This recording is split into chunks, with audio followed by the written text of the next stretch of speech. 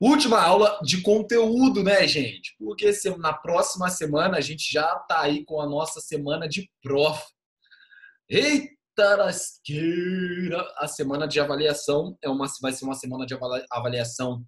A última, no quarto bimestre, nós só teremos uma avaliação do bimestre inteiro. Diferente dos outros, que nós tínhamos sempre duas avaliações. Nesse bimestre, nós teremos uma avaliação apenas. E essa avaliação, como sugestão da coordenação, é que essa avaliação ela seja objetiva.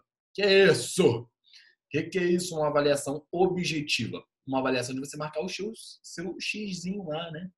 Você vai marcar X para certa ou para errada. Porque é mais fácil de corrigir, é mais rápido para todo professor corrigir uma prova objetiva. É uma recomendação porque a gente tem pouco tempo para entregar essa nota. Então, já espere aí na próxima avaliação, nessa da semana que vem, a prova de literaturas ela vai vir como vai ser, qual é o modelo, qual é o estilo. Ela vai ser uma prova toda objetiva. Tá bom, gente? Beleza? Então, como é que você vai esperar a prova? Vai ser uma prova discursiva, vai ser uma prova muito reflexiva, como a última, ou vai ser uma prova objetiva? Vai ser uma prova bem objetiva, 5 questões ainda, tudo falando sobre o modernismo, bem tranquilo, bem de boa, tá? O que eu vou fazer? Eu vou criar, durante a semana, provavelmente sexta-feira eu vou colocar lá no Google Classroom, aqui no Google Classroom para vocês, o seguinte: tudo que vai ser matéria, todos os capítulos, né? Vai cair só romantismo, primeira geração, segunda geração, terceira geração e prosa. Então, assim, não é aquele conteúdo, não é aquela prova que vai ter vários conteúdos misturados, não vai ser. Vai ser uma escola literária só, o romantismo, uma prova objetiva. Aí eu vou colocar lá todos os slides que a gente estudou, todos os resumos da matéria, bonitinho, para você estudar exatamente aquilo que vai cair, porque eu não quero prejudicar ninguém, porque eu não sou maluco. No final desse ano, esse ano doido, esse ano aí, com tantas concessões no ano, com tantas adversidades, não serei eu, né? E espero também que não seja nem o professor, que vá causar um estranhamento, uma dificuldade para você. Beleza? Então vai ser uma prova tranquila, uma prova totalmente objetiva. Você vai marcar o seu X camarada lá, na alternativa que você considerar correta. Você vai fazer isso em todas elas, beleza? Isso aí para a gente ir testando o nosso conhecimento nesse quarto bimestre, que é o último para encerrar esse ano. E aí, o nosso último encontro, então, de aula é hoje. Semana que vem é a nossa avaliação. Na outra semana, o Castelano está de volta. Mas aí, como assim, professor? Na última semana, já é dezembro, vai ter aula? É para a galera aí que ficou agarrada, precisa de ponto, vai ter que fazer a recuperação final. Ou, enfim, tudo isso já vai ser feito com o Castelano, porque na primeira semana de dezembro ele já retorna para as turmas QD. Beleza, gente? Então, hoje é a nossa última aula, conteúdo, porque a partir da próxima aula a gente já está... Realmente estou muito confusa com essa semana pós-prova. A semana pós-prova depende muito da sua situação. Se você está com uma situação tranquila, provavelmente vai ser uma aula que o professor vai conversar sobre a recuperação final, fazer uma revisão. Ele vai também conversar sobre... Vai conversar também sobre... Chegou uma mensagem. Vai conversar também sobre como foi a turma. Enfim, vai ser aquela semaninha bem tranquila. Se você não precisar realmente de pontuação, se está tranquilo na sua aprovação, de boa. Caso você não tenha, aí você vai precisar dessa aula, sim. Vai ser a aula que vai te salvar, porque o professor vai falar como vai ser a recuperação, fechar as notas, tudo bonitinho. Beleza, gente? Então, assim, final de ano é sempre essa correria, final de ano é sempre essa questão toda que a gente precisa tomar muito cuidado para não ficar perdido e também para não ficar perdido e principalmente confuso, né? Ganho se eu falar, ganho falta se eu... Ganho fala se eu faltar? É isso? Se tu faltar, tu vai ganhar falta, né? tu não vai estar presente. Mas eu aconselho todo mundo a estar presente, porque você não sabe se está precisando de ponto, se não está precisando de ponto, não é verdade? Então, por via das dúvidas, as últimas semaninhas você vem para encontrar o Castelano, olha só, vem para falar com o Castelo, vem para matar a saudade e vem também para ver tua história, para ver como é que você tá. Beleza? Só mandar aqui.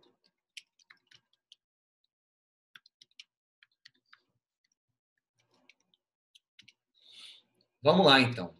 Na aula da semana passada, galera, foi uma aula que a gente tentou aí, mas não deu muito certo. A gente fez só pelo slide. Terceira geração. Ih, não. Abri o slide errado. Peraí. Não é esse slide aqui, não. Terceira geração já foi. Aguenta aí. Acho que tá aqui. Não é concordância. Vai ter atividade? Não, não sei. Peraí. Deixa eu ver aqui. Tô pensando ainda. Achei aqui o slide. Pronto. Ah, agora cadê o zoom? Aqui. Muita maldade na primeira semana. A atividade diária vai ser você estudar para a prova. Show? Então, olha aqui. Na semana passada, a gente estava falando sobre o romantismo prosa, né? E a gente teve aquele incidente, ou aquele inesperado, que foi exatamente a prova. A prova não. O site do Eleva não estava funcionando, né? As apostilas não estavam disponíveis, enfim. Um cocôzão não deu para a gente ter uma aula normal por conta disso. Então, a gente contou com esse slide, mas o slide sempre é uma ajuda visual da apostila. Então, nós vamos retomar esse capítulo aí, que é o capítulo... Oh, tem gente pedindo para entrar. Que é o capítulo 26, tá? Pega aí tua apostila. Então, no capítulo 26 é a página 505. Página 505. Vamos lá, primeira série. Literatura, página 505. Pega aí tua apostila, por gentileza. Enquanto deixa eu só colocar um negócio aqui no slide corretamente. Página 505. Rebenta lá.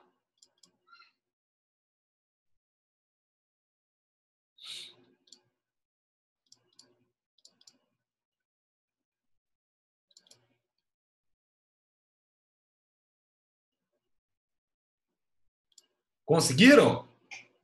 Acharam aí? Página 405? Perdão, 505? Esta... Qual é o módulo? O 6. É o módulo 6. Literatura, volume 6. Coloca aí. Enquanto você...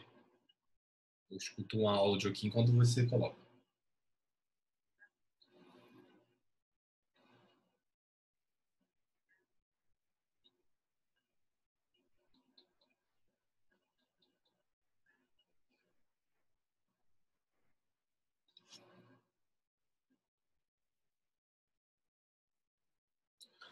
Vamos! Então, olha só.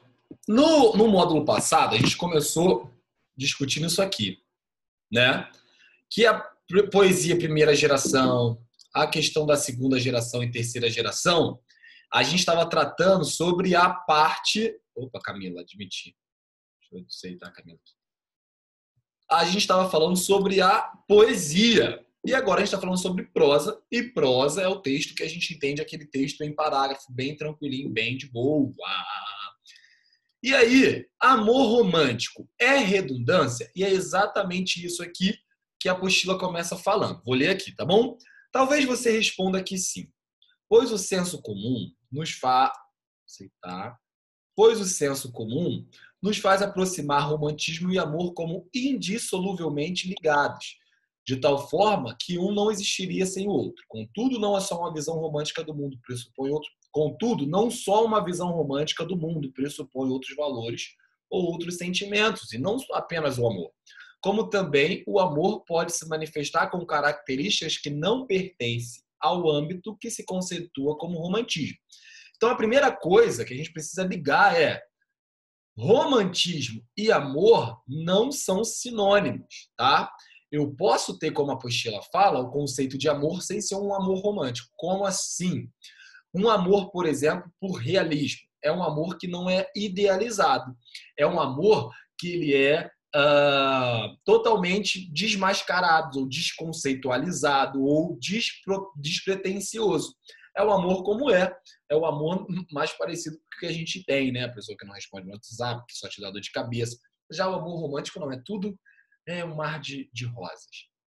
Falar em amor romântico não é ser redundante, mas reconhecer a existência desse sentimento no plano ideal. Porque o romantismo é tudo no plano ideal. Até a tristeza, até a morte, até o que pode ser mais trágico para o romantismo é idealizado, sobrepondo-se a qualquer outro, com fortes exigências da reciprocidade absoluta e contínua, fundamentada em excessiva possibilidade condimentada até por certo sofrimento.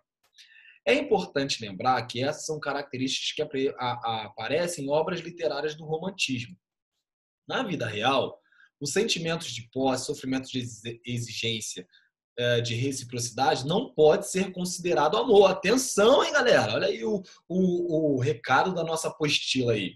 Na vida real, sentimento de posse, sofrimento e exigência de reciprocidade, você exigir que o outro seja recíproco, isso não é considerado amor. Mas para o romantismo até pode, né? Na verdade, no romantismo, você nem precisa pedir para ser recíproco, porque já é recíproco, é uma coisa linda, é uma coisa mágica, é uma coisa que não vai ter defeito. Isso que é idealizado. E a gente sabe que o amor está cheio, repleto de defeitos, mas para o romantismo é aquela coisa uau, né? A palavra paixão, aliás, que muitos veem como sinônimo de amor, tem sua origem latina no vocábulo passio, que significa martírio, sofrimento. Ao pé da letra, estar apaixonado seria estar sofrendo. Não deixa de ser uma verdade, né, minha gente? Quem é que está apaixonado aí que vive só no mar de rosa, que não tem uma decepção? É verdade, vai quebrar a cara. Mas cedo ou mais tarde isso vai acontecer. Nesse capítulo, então, dedicado à prosa romântica, representada pelo gênero romance, que passando por diversas metamorfoses desde o mundo medieval, chegou às produções literárias que conhecemos a partir do século XVIII. Suas características agora serão estudadas. Então, meus alunos, meus queridos, o que a gente precisa saber é o seguinte, né, que a gente comentou até na aula passada. O romantismo ele tem uma visão sobre tudo, sobre a tristeza, sobre a morte, sobre tudo, sobre os alunos, sobre a educação, sobre a aula, sobre tudo. E como que é essa visão, esse óculos do romantismo? Quando a gente coloca o óculos do romantismo, a gente começa a ver tudo da maneira idealizada. O amor idealizado, a paixão idealizada, o sofrimento idealizado, tudo a gente encontra de maneira idealizada. O amor é só uma das coisas que o romantismo idealiza. O romantismo nas histórias também idealiza o trabalho, ele idealiza a família, ele idealiza a igreja, ele idealiza tudo, inclusive o amor. Então, todos os sentimentos, satisfação, orgulho, felicidade, união, tudo, o romantismo tem um olhar, esse óculos aí que eu botei é o olhar do romantismo para isso tudo. Beleza? O romantismo tem uma visão idealizada sobre tudo, inclusive o amor. Então, todo amor é romântico? Claro que não. Você vai ter um amor lá no modernismo, você vai ter um tipo de amor, como o amor é colocado no romantismo, no realismo, beleza? E a gente precisa ter essa noção aí importante. Ascensão do romance, aí, página ainda na 405. Olha aí. Nos capítulos iniciais sobre romantismo, foi possível constatar que a literatura romântica tinha como principal público a burguesia. Foi visto também que essa burguesia diferenciada da nobreza, a quem se destinava a arte produzida até então, contava com baixos níveis de escolaridade, que deixava também distante da cultura letrada. Ela ansiava, então, por uma literatura menos rebuscada, que, em vez de remeter a elementos da antiguidade clássica, focasse no teu tempo. Pode-se atribuir principalmente a esse fato a ascensão do gênero romance, cuja origem remota a tempos mais antigos, na Idade Média. Havia os romances de cavalaria, por exemplo, mas que não havia até então um assunto na posição de grande destaque na literatura. As narrativas, que antes eram feitas basicamente por meio de epopeias, preocupadas em contar de maneira solene grandes feitos do ocorrido no passado, passaram a ser feitas em forma de romance que estavam mais voltados para o presente, fatos do cotidiano e linguagem simples. No que diz respeito ao Brasil, a popularidade atingida pelo romance foi impulsionada pela leitura de romances estrangeiros que eram traduzidos e publicados pelos jornais em forma de folhetim. O que acontece? Antigamente, antes do romantismo, né, até na primeira fase, segunda fase, toda a obra literária, toda essa questão de literatura, de arte, era só para os riquíssimos. E o romantismo foi uma das primeiras manifestações artísticas a colocar a arte para o povão. E o povão não quer saber o que aconteceu em Portugal anos atrás, décadas atrás, séculos atrás. Eles queriam histórias que pudessem, sabe, deixar o coração cheio de sentimentalismo, cheio de coisas idealizadas, que pudesse acontecer isso tudo. Beleza? Então, o romantismo, ele tirou toda essa questão aí da burguesia, não, da nobreza, e passou para as pessoas que não eram tão ricas, né? Tão ricas, tão prósperas, enfim. O romantismo, então, tem uma linguagem, tem uma visão voltada para o povo. E aqui, nessas histórias românticas, nós vamos ter o quê? Narrativas. O que é uma narrativa? Narrativa é o que você assiste na Netflix, o que a gente lê. A gente estava conversando com a Malu aqui no início da aula sobre o Kindle. Qualquer livro que seja uma história fictícia ou não, você vai ter alguns elementos da narrativa, né? Então aqui, se a gente está falando de prosa, o que é prosa? Textos em parágrafos. E os textos em parágrafos do romantismo, eles contavam com histórias, beleza? Então, todo texto em parágrafos, nós temos elementos da narrativa. Eu tenho o narrador. O narrador é a entidade responsável por contar a história, beleza? É ele que conta a história, pode ser tanto alguém que participa ou não. Tem o personagem, que é quem dá vida à história. Toda história tem que ter um personagem. Aqueles que vão atuar de maneira direta dentro da trama. Eu tenho o enredo, que nada mais é do que a história. A história, quando eu falo assim, me resume aquela série, me dá um exemplo daquela série, você está resumindo o e-mail. O e-mail não, o enredo. Você tem o tempo, quando se narra uma história contada em uma série de fatos. E você tem o espaço, que é o lugar onde se passa. Beleza? Então, se a gente está aqui aprendendo romantismo e a gente sabe que tudo no romantismo é idealizado, ou o que é idealização? É aquilo que como seria perfeito, né? O mundo da perfeição. O mundo que a gente tem as histórias perfeitas, contadas de maneira perfeita, na situação perfeita, enfim. Então, o romantismo é isso. Imagina, se tu vai fazer uma viagem, a gente começa a idealizar, né? Vai ser perfeito, a casa vai ser não sei o quê. Tu chega lá, a rua é de barro. Por que você sofreu? Porque você idealizou demais. Mas é legal a gente idealizar as coisas. Eu gosto. Faz parte da nossa vida criar bons pensamentos. E o romantismo aí, ele propõe em muitas oportunidades isso. Tá bom? Frustrações nossas de cada dia, é verdade. Mas a gente é mais frustrado, né, Diana, quando a gente pensa muito.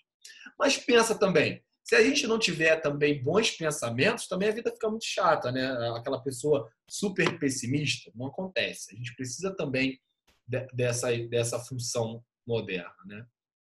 Por exemplo, como a gente consumiu arte nessa pandemia do coronavírus? Arte que eu digo até nesses novos tempos, com a saída do cinema, quantos nas plataformas de streaming a gente já fez uso, né? E aí você vai escolher aquilo que você quer. Por exemplo, se você gosta de histórias como Harry Potter, Divergente, isso tudo, gente, é idealizado. Idealizado de que forma? Idealizado da maneira como o ser humano é visto. Só em você querer ser um bruxo já é uma idealização, porque, né? Se bem que tem aquelas bruxas do TikTok, né? Aquela menina que fala que é bruxa, já viu? Que tem um sorrisão. Ela diz que é bruxa. Será que ela é de verdade? Deve ser uma comédia, né? Vocês sabem quem eu tô falando? Mentira, só pra ganhar fama. Oi? Esse pessoal é tudo Qualquer coisa pra ganhar Eu fama. sei, como a menina tu tá falando, às vezes aparece os vídeos dela, eu vou assistir, eu tomo um susto, porque do nada ela grita, eu fico, gente. Ela grita, ela mostra aquele dentão dela, ela acha que ela é bruxa só porque ela é dentão. Ela tem dentão, ela é bruxa. Aquele sorrisão, assim, ela bota um batom preto, né? Só da gente assistir essas histórias, a gente está idealizando alguma coisa, né? E é importante o papel da idealização. A gente não pode considerar o romantismo assim, tudo é idealizado, que bobeira. Não. Às vezes a gente está tão cansado da nossa realidade, do fracasso nosso de cada dia, como a Diana colocou, a nossa vida é tão chata que a gente precisa do quê? É a menina que grita Shakira, ela mesma, que grita Shakira, ela diz que é bruxa. Mas às vezes a nossa realidade ela tá tão cruel, tão chata, tão pessimista, que a gente precisa de uma idealização para fugir da realidade, né? A idealização é justamente para a gente fugir. Então a apostila vai colocar aqui um pouco mais detalhado os elementos da estrutura, né? Que é isso aí. E vai colocar uma história, antes de falar dele, que é essa história, cadê? Do O Guarani, que é um resumo. Vou colocar aqui pra gente. Olá, aqui quem fala é David do Primeiro ano A e eu estou aqui. Tá aparecendo direitinho aí pra vocês esse vídeo? Ou não? Tá uma bosta. Vou botar play. Me fala aí aqui. Para apresentar meu trabalho de portugueses, se muda para uma casa em uma fazenda Tá no dando pra interior de entender? Rio de Janeiro. Na casa moravam Dom Antônio, sua esposa. Tá dando pra entender aí o que tá falando ou não? Tá, então eu vou colocar desde o início Dá sim. pra gente conhecer essa história rapidinho, em 5 minutos. E é uma história assim, presta bem atenção nesse desenho, que tu vai ver como que é uma história bonita. Pô, eu sou apaixonado por essa história, de verdade. Vou até ler agora nas férias de novo o Guarani. Então vamos prestar atenção aí nessa história. Olá, tudo bem, como vai? Aqui quem fala é David do Primeiro ano A e eu estou aqui para apresentar meu trabalho de língua portuguesa sobre o livro O Guarani, Deixa eu ver se tá no máximo. Tá no máximo. de José de Alencar. Nossa história começa no ano de 1604, quando uma família de portugueses se muda para uma casa em uma fazenda no interior de Rio de Janeiro. Na casa moravam Dom Antônio, sua esposa Dona Laureana e seus 3 filhos, Dom Diego, Cecília, uma mulher linda de cabelos loiros e olhos azuis, e Isabel, filha bastarda de Dom Antônio, que era profundamente apaixonada por Álvaro, que só tinha olhos para Cecília. Entre a família morava um índio guarani, chamado Peri, que certa vez salvou a vida de Cecília, que seria esmagada por uma pedra enorme, como vingança à morte de uma índia Aimoré, que foi morta acidentalmente por Dom Diego em uma de suas caçadas. A partir daí, Peri dedicou sua vida por Cecília, fazendo todas suas vontades e criando uma certa paixão por ela. Entre os empregados da casa estava Loredano, que tinha como objetivo se apoderar de uma mina de prata que ficava abaixo da casa de Dom Antônio. Pretendia incendiá-la e, ainda por cima, sequestrar Cecília. Quando ele fala seus planos para seus aliados, é ouvido por Peri. Dona Laureana não gosta muito de Peri. Ela acha que sua presença é uma ameaça para todos e consegue convencer Dom Antônio a expulsá-lo de casa. Mas quando Peri relata sobre o que escutou dos planos de Loredano, Dona Laureana permite que ele fique na casa. Os planos de Loredano acabam sendo evitados por Peri e sua traição é finalmente descoberta. Dom Antônio ordena que os traidores se entreguem, porém, Loredano tinha quase tudo sob controle. Os empregados fiéis a Dom Antônio preparam-se para proteger a casa a qualquer custo. E os dois lados partem para um fight. Ao mesmo tempo, acontece um ataque indígena do lado de fora da casa, por vingança à índia que morreu por Dom Diego. Álvaro finalmente aceita o amor de Isabel e passa a corresponder a ele, mas se preocupa mais com o conflito atual com os inimigos. Enquanto isso, Peri tem uma ideia para derrotar os Aimorés. Coloca veneno na água que será consumida pelos inimigos, e ainda por cima, bebe do veneno. Em seguida, avança contra os inimigos, para mostrar que merece ser submetido a um ritual de canibalismo, reservado apenas aos valentes. Quando comessem da carne de Peri, os inimigos morreriam por conta do veneno. Esta seria a única solução para a guerra, mas Cecília descobre o plano de Peri e pede para que Álvaro o salve. Álvaro consegue chegar a tempo e diz para Peri que Cecília precisa dele vivo para salvá-la. Então, Peri cria um antídoto com ervas e fica com Cecília. Álvaro acaba morrendo em combate e seu corpo é levado para Isabel, que comete suicídio. Algum tempo depois, Loredano trama a morte de Dom Antônio e acaba sendo capturado e condenado a morrer na fogueira por traição. Vendo que a situação só tendia a piorar, Dom Antônio dá vinho a Cecília, que dorme profundamente. Então, ele pede que Peri fuja com Cecília. Embaixo da casa havia um porão, cheio de pólvora. Então, Dom Antônio, após a saída de Peri e Cecília, explode tudo, matando todos. Após um tempo, Cecília acorda e percebe que sua família não estava com ela e fica assustada, mas fica feliz por estar com Peri. Uma forte tempestade que estava caindo faz a água dos rios subirem perigosamente. Então, Peri arranca uma palmeira do chão e improvisa uma canoa. Cecília começou a pensar que iria morrer, mas iria morrer feliz. Então Cecília percebe que ama Peri. E levados pelas águas da enchente, se beijam e somem no horizonte.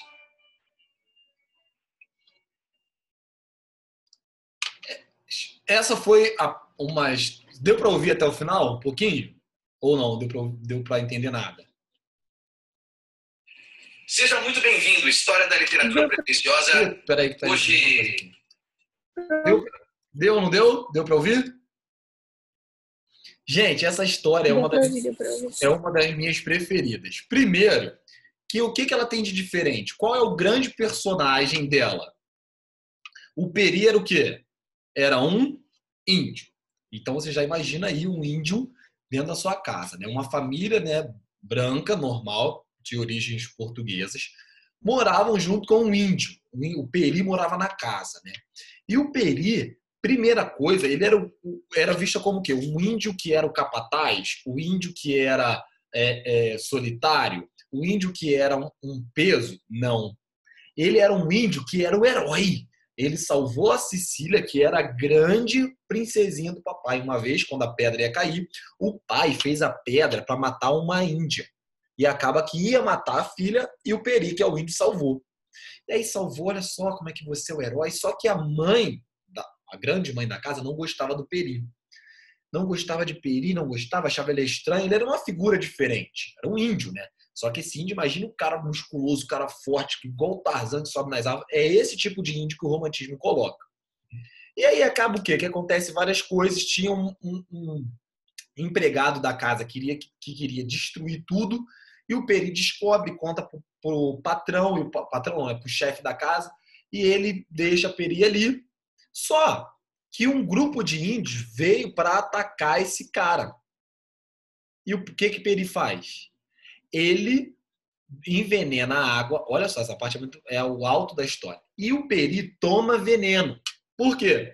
Os índios iam matar Peri e ia comer a carne dele. Quando comesse a carne dele, iam também morrer envenenados. Olha só como é que é a figura do herói. Peri ia dar a sua vida para salvar a família de Cecília, porque ele era apaixonado por Cecília. Cecília não dava muita bola para ele. Olha só que coisa doida.